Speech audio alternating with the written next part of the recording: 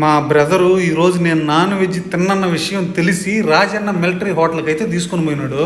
నేను ఎట్టో non veg తినేది లేదు, వెజ్లో ఏదో ఒకటి తినేసి సర్దుకొని పోవాలి.